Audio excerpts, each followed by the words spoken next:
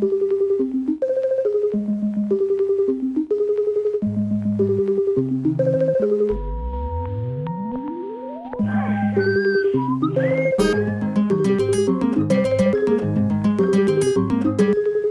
n'est pas des déficients intellectuels, on n'est pas des handicapés mentaux, on n'est pas des pestiférés, on n'est pas des gogoles. On doit nous accepter comme on est, tel qu'on est. Avec nos qualités, nos défauts, on est tous différents. Si tout le monde était pareil, ça serait ennuyeux. Donc je préfère être différente des autres, moi.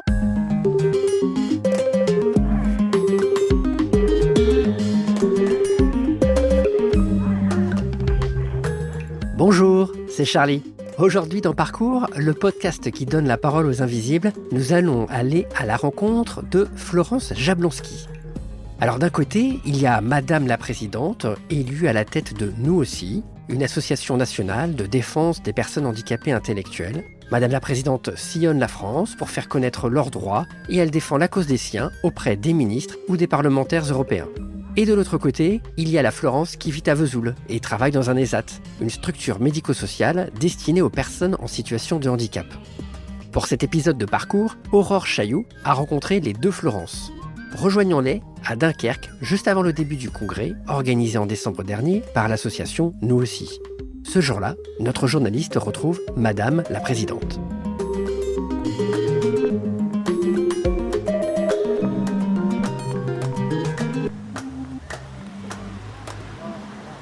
Bonjour Florence. Bonjour, Est-ce que vous pouvez me dire où est-ce qu'on est à Dunkerque, et qu'est-ce qui va se passer aujourd'hui? le congrès de Nous aussi national.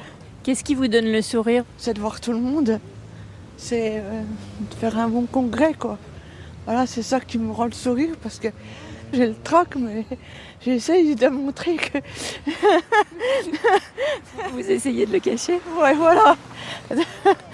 Premier congrès en tant que présidente que je vais faire aujourd'hui, donc c'est pour ça que je suis un peu nerveuse, quoi. C'est pas facile non plus, hein. Imaginez, parler devant 430 personnes, bon, je sais que j'ai les capacités de le faire, mais à chaque fois c'est plus fort que moi, j'ai le trac. Qu'est-ce qui vous aide à dépasser le trac dans ces cas-là? Une fois que je lis mon discours, ça y est, quoi, ça part tout seul. Donc une fois que c'est parti, c'est bon, Oui. mais il faut commencer quoi. Oui, il faut commencer, ouais.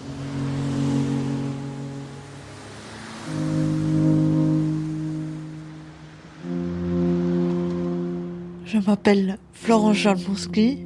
Je suis née le 15 octobre 1980 à Belfort. On n'a rien vu de particulier au début. C'est à mais 1 an et demi, j'ai fait un arrêt cardiaque et c'est là qu'on a découvert que j'étais syndrome Williams-Burens.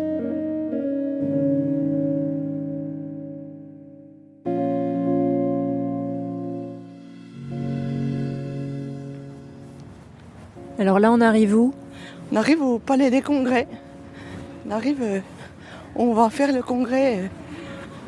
Voilà. Et alors à quel moment vous allez prendre la parole publiquement?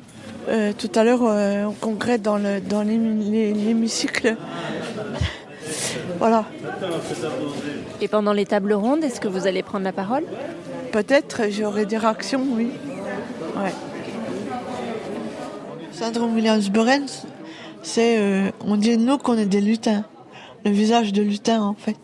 On a un gène spécifique qui fait qu'on a un rétrécissement aortique, on n'a qu'un rein, on a des problèmes au bruit, enfin beaucoup de choses, quoi. Problèmes cardiaques surtout. Hein. Bonjour à tous, à toutes et à tous. Je vous souhaite la bienvenue au congrès de Nous aussi, sur la thématique des évolutions de la loi 2005. Avant, maintenant et pour après. Je vous remercie d'avoir fait le chemin jusqu'à Dunkerque.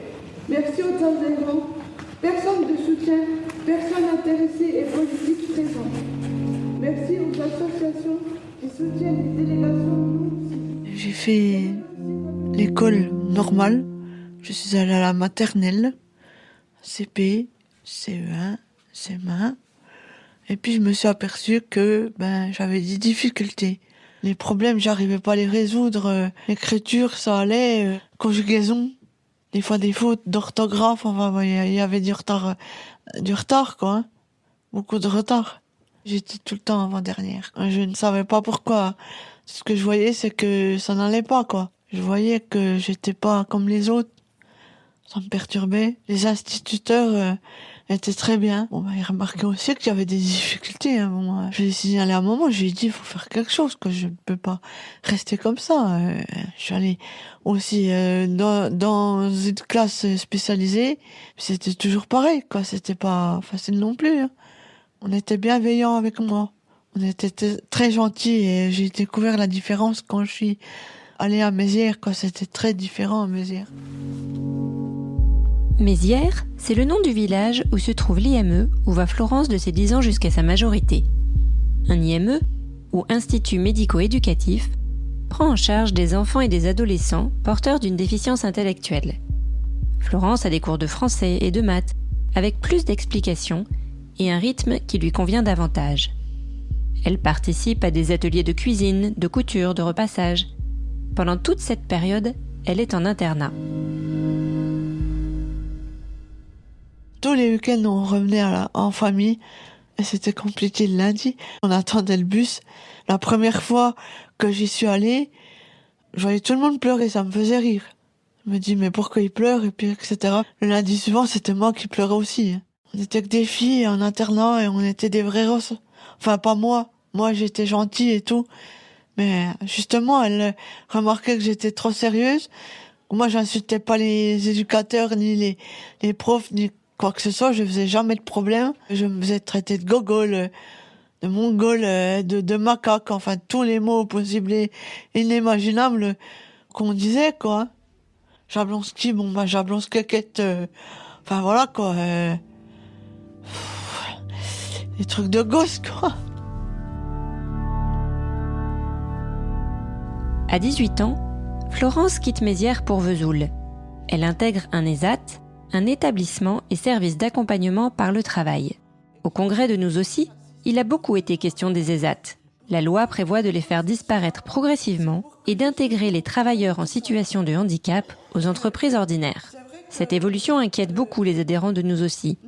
À Dunkerque, Florence a tenu à le faire savoir à Jérémy Beauroy, le président du Conseil national consultatif des personnes handicapées. Jérémy, j'ai mieux entendu dire que moi, présidente, je prends l'engagement devant tout le monde, que moi, présidente, ceux qui veulent rester en ESAT, ils resteront en ESAT.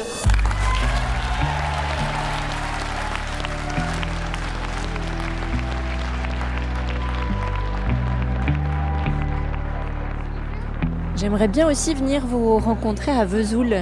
Est-ce que vous pensez que ce sera possible ? Bien sûr, ça me ferait plaisir parce que des fois, je vous le dis, on voit que la présidente, on voit pas l'ouvrière que je suis, on voit pas Florence Jablonski que je suis, la fille normale comme tout le monde, qui a envie d'être comme tout le monde. C'est ça que j'ai envie aussi.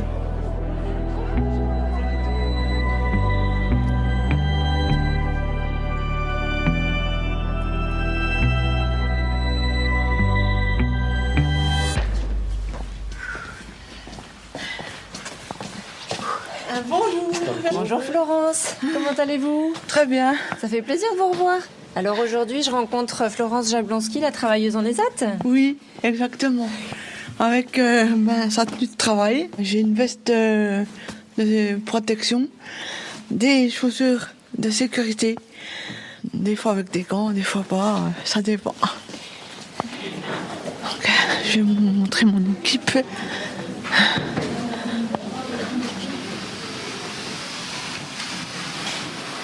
Régis. Régis, enfant Dieu. Régis, il est là, je l'ai vu assis tout à l'heure. Hein. Karine, elle est là-bas. À l'autre côté, voilà. Ensuite, Florian, il travaille pas. Richard est pas là. Non. La jeune Stéphanie, je l'ai vue. Angélique Mélis, c'est je suis qui? là. Angélique, Je suis là. Tiens, poum poum. t'es sûr que c'est Eh toi? oui, je te fais un coup de pouce.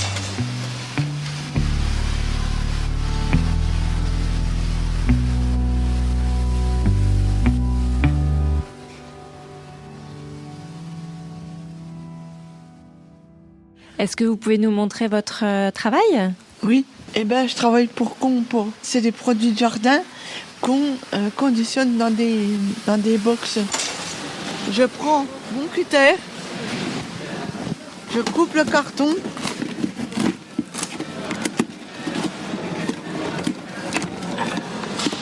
Voilà.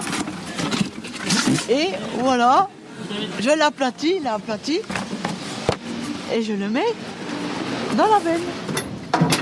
Certains jours, Florence découpe des morceaux de watts qui servent à insonoriser des voitures. Même si elle aime son travail, elle a cherché, à un moment donné, à travailler dans une entreprise classique. J'ai fait un diodé à l'UDAF. En fait, c'est une journée où on découvre une entreprise extérieure. Et la personne qui est au secrétariat a remarqué tout de suite que j'étais capable de faire du secrétariat. Elle a prévenu la directrice. Je suis allée dans le bureau de la directrice. Mademoiselle, vous avez les cartes blanches. Vous voulez faire un stage, vous faites un stage. Vous voulez être embauché, on vous embauche. Enfin bref, j'avais tout ce que je voulais. Et c'est produit quelque chose. J'ai pas pu y retourner. Malheureusement, ça m'a attristé parce que j'étais presque sortie de l'ESAT, quoi. Il y a eu une grève. C'était la mauvaise ambiance dans l'UDAF. Ils avaient peur, l'ESAT, que je sois mal là-bas à cause de ça, et ils ont pas voulu que j'y retourne. Comme elle n'a pas réussi à intégrer le marché du travail ordinaire, Florence trouve une autre manière pour continuer de s'épanouir malgré un travail souvent répétitif. Elle s'investit au conseil de la vie sociale. Ses collègues de l'ESAT l'ont élue pour qu'elle défende leurs droits. D'accord, c'est ça. Tu vas bien? Pierre, Benoît, s'il te plaît, vendredi, je veux te voir avec le sourire. Je veux pas que tu pleures comme ce matin. Tu me promets? Oui. Bon, voilà. Vous interviewez l'une des personnes les plus gentilles du monde. Merci. De rien. Merci. Les collègues, ils apprécient ce que je fais. Ils savent que je suis là pour les défendre. Ils savent ce que j'ai dit au congrès. Donc voilà. Je suis pour eux, moi. Donc automatiquement, quand tu défends les intérêts des personnes, les personnes, elles te disent merci. En 2013, Cédric Mametz, alors président de Nous aussi, rend visite aux travailleurs de l'ESAT de Vesoul. Florence commence à s'impliquer localement au sein de l'association. Pendant 4 ans, elle est déléguée au niveau régional. En mai 2023, elle fait partie de la délégation française qui se rend à Bruxelles pour le 5e Parlement européen des personnes handicapées. Cet événement réunit des gens concernés par le handicap, des professionnels, des décideurs politiques. Florence prend la parole devant plusieurs centaines de personnes. Sur le Parlement européen pour dénoncer que la France respectait pas les droits européens pour les personnes handicapées, sur la maltraitance, parce que 4 femmes sur 5 sont victimes de maltraitance ou de violence. J'ai aussi signalé qu'on vivait sous le seuil de pauvreté, que la hache ne permettait pas de subvenir à nos besoins. C'est quoi l'âge? L'allocation adulte handicapé, qu'il fallait des chèques alimentaires, plein de choses pour les personnes en situation de handicap. Et c'est peut-être ça aussi qui m'a donné l'envie d'être la présidente que je suis aujourd'hui. Je revois l'ancien président qui est avant moi, qui dit « Florence, vous pouvez songer quand même à être présidente ». Je voulais pas être présidente, j'avais peur. Je vous jure qu'il m'a fallu du temps, quoi. Il y a un moment où j'ai douté. J'ai dit « est-ce que je suis vraiment capable ?» Le jour pour qu'on me dise j'étais malade, mais malade. J'avais le ventre là, qui me faisait mal. Il me faisait mal. J'ai été élue le 20 décembre 2023 à Paris. Quand j'ai su que j'étais élue présidente, j'étais très émue. On était 3 candidats et puis ils sont devenus mes vice-présidents, ceux qui n'ont pas gagné. Ce qui m'a donné envie de m'engager, c'est de voir les personnes en difficulté. Moi aussi, ce que j'ai vécu en 2008, ça m'a perturbé, ça m'a traumatisé. J'ai dit, je veux plus jamais ça.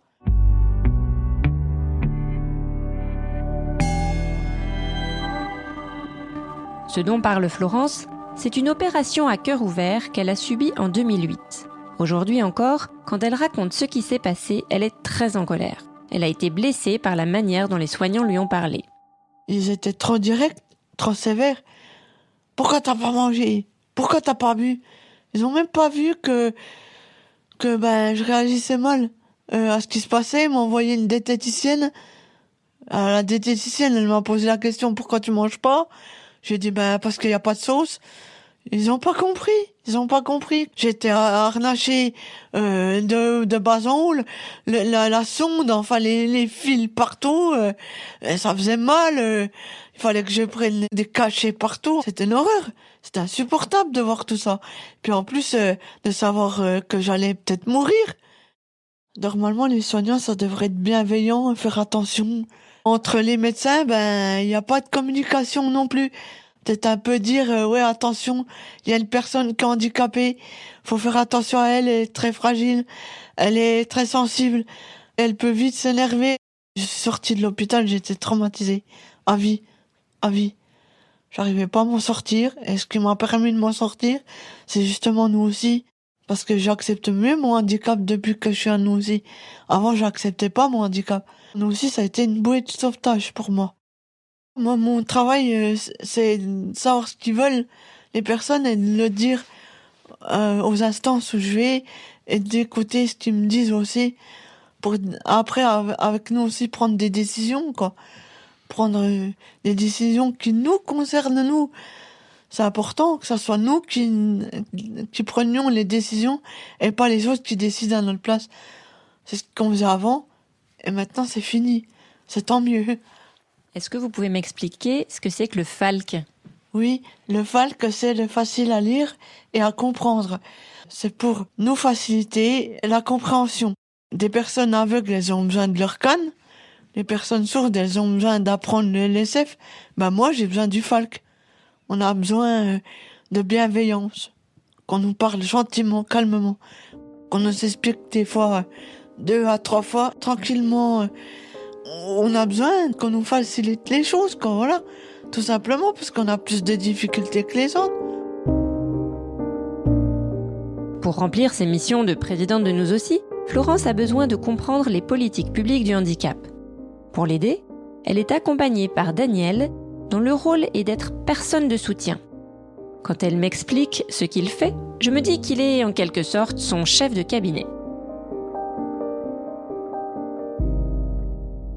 Il fait le planning. Il s'occupe de réserver l'hôtel, le train. Il m'emmène au métro, il me fait descendre les escaliers parce que j'ai beaucoup de mal avec les escaliers. Maintenant, ça va beaucoup mieux. Il m'accompagne dans les réunions, il explique les mots difficiles. Il me facilite tout. Moi, ce que j'ai à faire, c'est mes discours. À préparer mes discours et puis à assister aux réunions. Le reste, c'est Daniel qui gère. Il m'influence pas dans ce que je fais, ni de ce que je dis, ni quoi que ce soit. Il est là pour me donner des conseils, puis aussi m'éclairer sur l'actualité, tout ça, tout ce qui se passe pour que moi, je comprenne mieux les choses, quoi aussi. Aucun droit ne doit nous être interdit, me dit Florence. Il y a quelques mois, elle a pris la parole devant des parents d'adultes porteurs de handicap. Pour la première fois, elle a réussi à leur parler d'un sujet tabou. C'est pas parce qu'on a un handicap intellectuel qu'on n'a pas le droit d'avoir de famille, d'avoir un amoureux, d'avoir une vie sexuelle, de faire l'amour. Un jour, j'ai dit que les parents, ils devaient nous laisser faire notre vie parce qu'ils se mêlent beaucoup trop de nos histoires. On est assez grand, on sait ce qu'on veut. Nous surprotéger, c'est pas bon. C'est vrai qu'on reste pour eux des enfants, mais il faut qu'on grandisse aussi, nous. Et ça nous fait pas grandir s'ils sont tout le temps là à nous protéger, quoi. J'ai un peu fait comme si je m'adressais à ma maman pour dire aux familles. Dans ma vie personnelle, on s'est trop mêlé ma vie de couple. Ouais.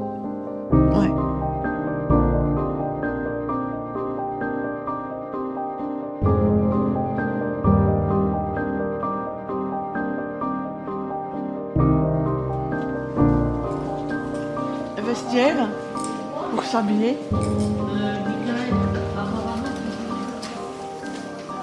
Voilà. Pas de s'habiller pour le moment. Alors là, on va où? Là, je vais quand même vous montrer la salle de pause. Un petit coup. Alors là, il va y avoir de l'ambiance. Hein.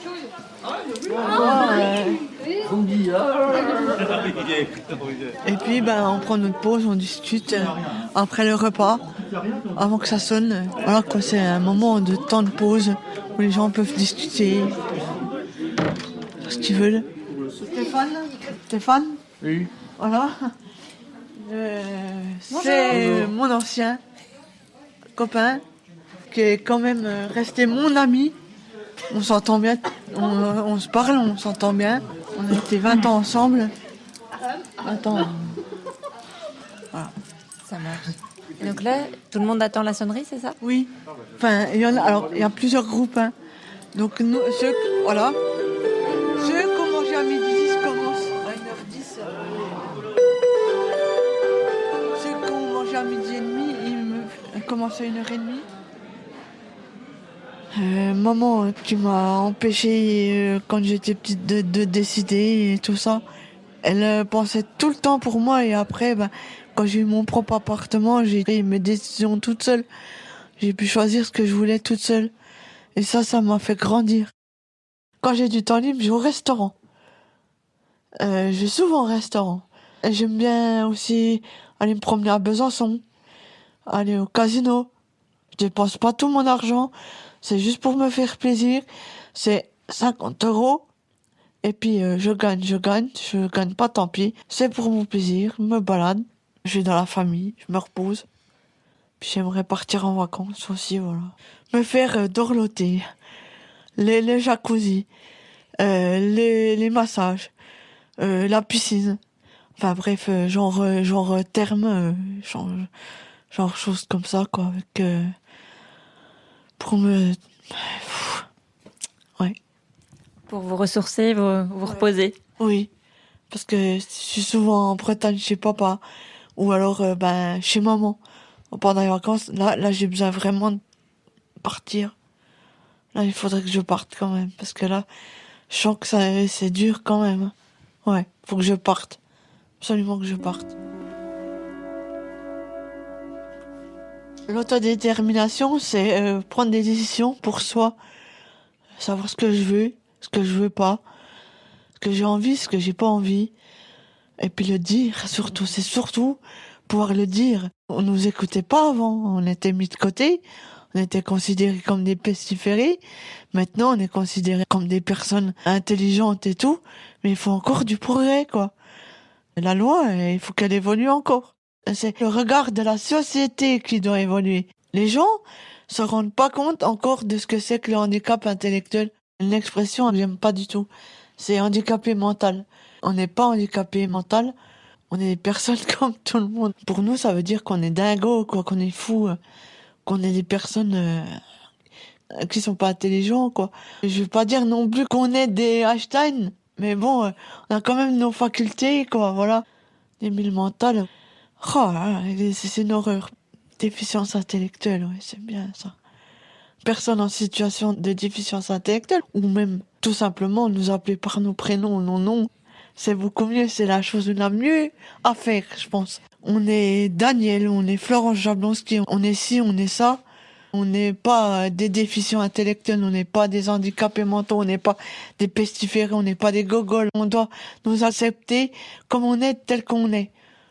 Avec nos qualités, nos défauts, on est tous différents. Si tout le monde était pareil, ça serait ennuyeux.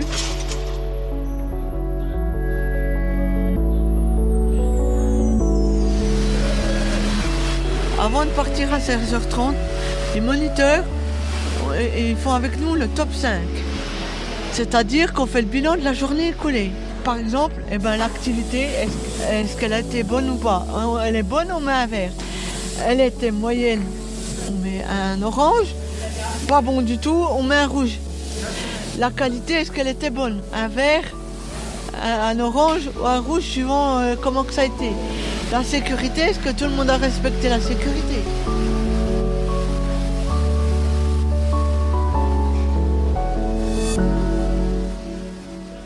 Il y a une troisième, Florence. Il y a la vie de présidente, c'est la première. La vie de travailleuse, mais la vie personnelle, toute seule, quoi. Comment vous arrivez à vivre ces trois vies en même temps? C'est très difficile à jongler.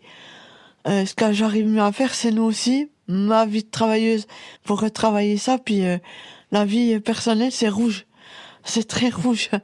C'est mauvais. Quand je reviens chez moi, le week-end, je suis trop fatiguée. Ma famille voudrait me voir. Je dis non, je suis fatiguée. Faire un restaurant toute seule, me bichonner toute seule, eh ben non, c'est pas possible parce que je suis trop fatiguée le week-end. Donc il y a des moments, tout le monde dit stop.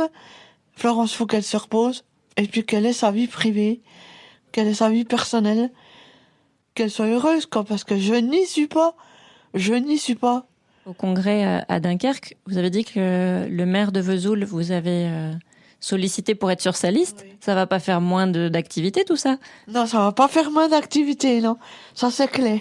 Jusqu'en 2027, ça sera la période d'observation qui est du côté du maire, qui n'est pas les différents partis, etc. Les gens qu'il faut surtout pas parler avec eux, les personnes qui vont m'influer, les personnes qui m'influeront pas. Enfin, faut tout voir et puis surtout avoir une personne qui puisse m'aider. Et ça, il faut que la mairie en ait conscience de ça. Voilà. Du coup, c'est reparti les vestiaires. Au revoir les collègues. Au revoir.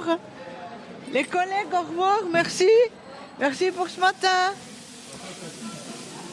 Adios, Flo. Au revoir Patrick, à vendredi. Au revoir tout le monde. Au revoir.